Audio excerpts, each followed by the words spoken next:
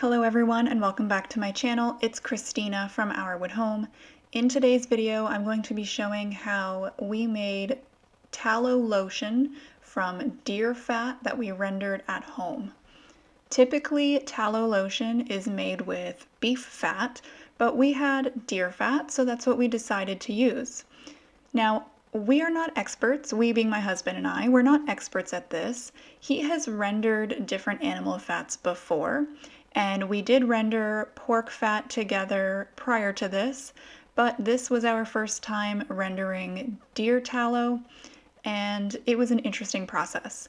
So we filmed most of those steps, and I'm not really going to give a full tutorial because again, we are not experts at this. This is just what has worked for us, but I still wanted to show you what we did. So in this clip, I'm just chopping up the deer fat. I like to wear gloves when I'm handling any type of meat or fat or anything like that, but this was pretty firm fat. It wasn't very greasy or crumbly or anything, so I probably didn't even really need to wear gloves. But I'm just cutting up the cold fat into small pieces, and if there's any that look kind of like there's a little bit of meat on it or any glands or anything like that, I just set that aside. There are a few different ways to render the fat, and we are doing what's called a wet render. So I have a small crock pot here, and I'm going to put all my pieces of cut up fat into the crock pot and then put in some water. I don't think the quantity matters that much. You just want enough that there will be water that can start to boil and simmer and cover the fat. Fun story about this crock pot, well, I think it's fun. I have been wanting to render pork lard and deer fat for quite a while, and I don't own a crock pot previous to this one. So I decided to look for a crock pot to buy specifically for rendering. It didn't have to be large or fancy. I actually wanted it to be an older, simple model. And I saw a very similar one to this at the thrift store, but it was $25 or more, which was more than I wanted to pay. And then I checked at a different thrift store and I found this one for $11. It was in perfect condition, which is amazing. And that thrift store I bought it from is a non-profit, so I felt pretty good about purchasing from there, knowing that the proceeds are going to community charities. So that's it. I bought a crock pot just for rendering fat. I ended up adding more water than this. I don't think it was enough to start, so I gave this a stir to kind of just flatten out the big chunk of fat pieces, and then I did add a bit more water. I'm going to set this on high to begin with, and after it's been boiling and doing its thing for a bit, then I will turn it down because I don't want the pieces of fat to burn. I didn't put the lid on during this processing, and I think that makes a difference. This is what it looks like after a few hours. You can see the pieces of fat have changed from white and pink to kind of this brownish color. And because I can see some bubbles still, I know that there's still water in here. It's not the fat that's bubbling. Once the water stops bubbling, I'm going to strain all the fat pieces, and I'm going to use just a cloth and then a metal sieve. And this is to filter out any impurities, like any pieces of gristle or anything else that might be in the mixture. So this is what it looks like after it has been cooled down to room temperature.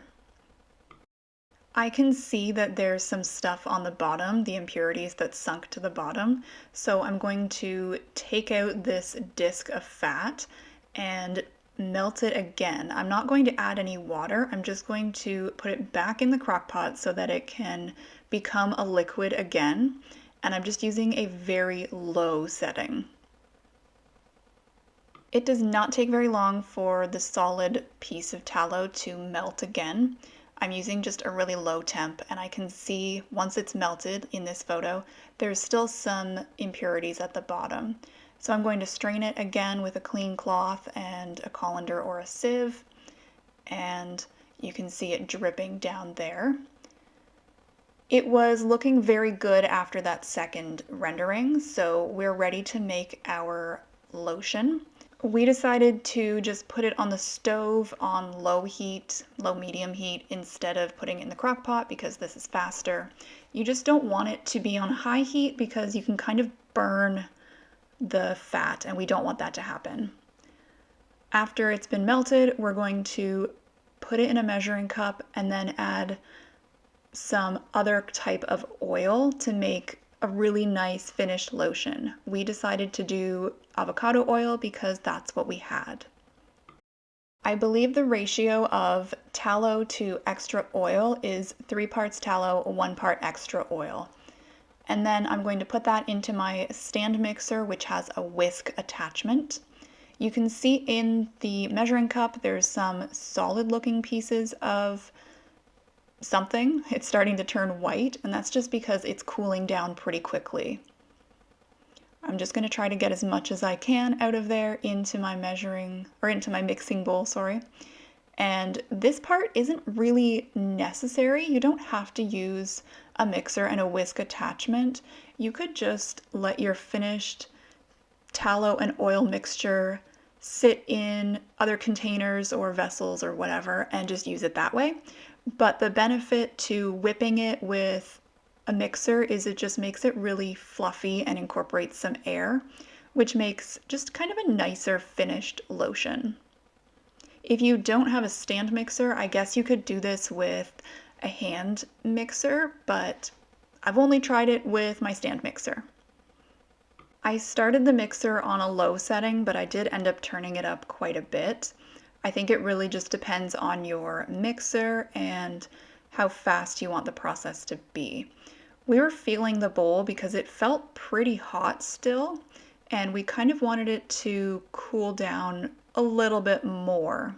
I think it's just easier to whip this together when the mixture isn't super hot. You can see in these next few clips what it looks like once it's been mixing for a few minutes. It's pretty interesting to see it go from completely liquid to looking a little bit more solid. It's got some whitish color to it as it cools, and it's getting even thicker. You kind of want it to be like a really thick whipped cream once it's finished. So just keep mixing until it looks like that. You'll see what it looks like in a few clips. I tried to film the entire process so that you know what it looks like.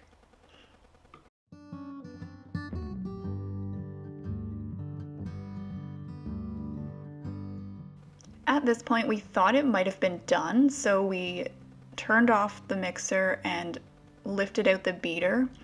It was still dripping off kind of loosely, so we decided to let it mix for a little bit longer. This clip is just a slow motion video I took to show you what it looks like. I thought it looked pretty cool in slow motions, and I thought you might want to see it as well. At this point, we thought it was looking pretty good, so we're going to turn it off the mixer, lift out the beater, and see what it looks like. This is the texture that we ended up going with. Now, trying to get it out of this mixing bowl into my little jars was quite the process. I wish my measuring bowl had, or my mixing bowl, sorry, had a spout on it, but this one does not. So you'll see I tried my best to get it in the jars, and it worked okay. And then my husband did it and just did it so much better. But the important thing is we got it in the jars. Because we are a completely scent-free household, we did not add any essential oils or anything like that to our lotion. But if you wanted to, you would just do that when it's finished whipping and it's got the consistency you like, and then just either mix that in by hand or do a quick mix with the electric mixer again.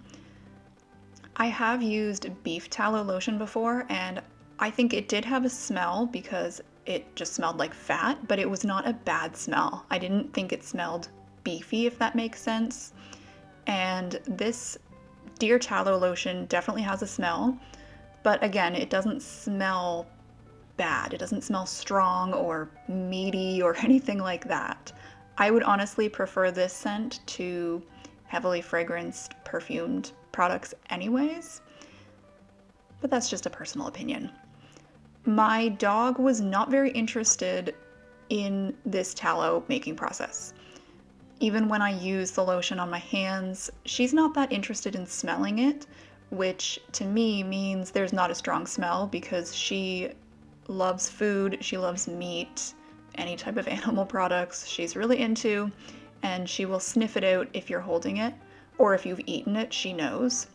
So this, I don't think has much of a smell because she didn't react to it at all.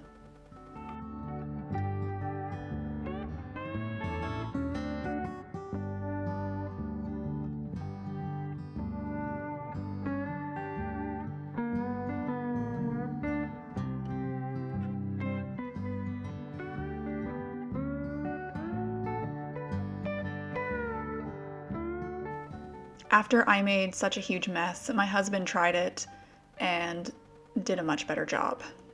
He also used a different container, but still, just a nice clean pour.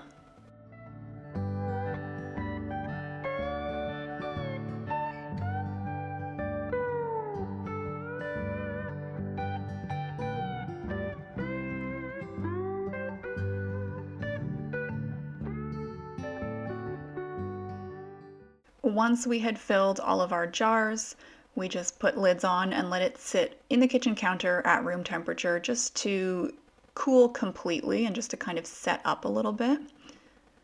We ended up with 3 nice sized jars and then kind of a part jar just of the scrapings, I guess, the stuff that wouldn't fit in the cute jars. I'm keeping these in our bathroom with the lids on, of course, under the counter because it's a little bit colder under there. Our bathroom doesn't have heat in it in the winter. I think in the summer I might move these down to the basement because it's much colder there and our bathroom gets pretty warm in the summer. I think because this is a fat product, I think it could go rancid if it's exposed to high heat, moisture, or humidity. So that's why I will be moving it to the basement. I've been using tallow lotion for quite a few months now. I got a gift of beef tallow lotion for Christmas and I started using it at the beginning of December. That jar ran out. I ended up finding another friend who could make it for me and she sold me a jar that she made. Loved that. It ran out and my husband and I had been wanting to try making our own tallow lotion from the deer fat anyways, so we decided to do that and it's been really nice using that. I've replaced my normal store-bought lotion with the deer tallow lotion. I even use it on my face, which sounds like it could maybe be a bad idea, but I haven't noticed any issues from putting it on my face and I have very problematic skin. I'm still prone to acne and breakouts at the age of 34. I have chronically oily skin that apparently is so oily that dermatologists don't know what to do with it. And I also get dry skin, so that's fun. But the tallow lotion has been really nice on my skin. I'm using it every single day, sometimes twice a day, and I haven't had any worse breakouts or any problems with oiliness or anything like that. So it's been very nice. And then I'm also using it on my hands and body, and it's just so nice. I'm just going to keep saying it's nice because it really is. It's such a difference from store-bought lotions, and I'm so happy that we were able to make this product. If making tallow lotion is something that you have been wanting to try, I hope that this video encourages you to go ahead and do it. It's not that complicated. It was actually pretty easy, and it didn't take very much time besides the filtering process. But overall, it was pretty easy and pretty straightforward. If you enjoyed this video, please do give it a like or drop me a comment. And if you like what you see on my channel in general, I hope that you consider subscribing. Thank you so much for watching and have a great rest of your day.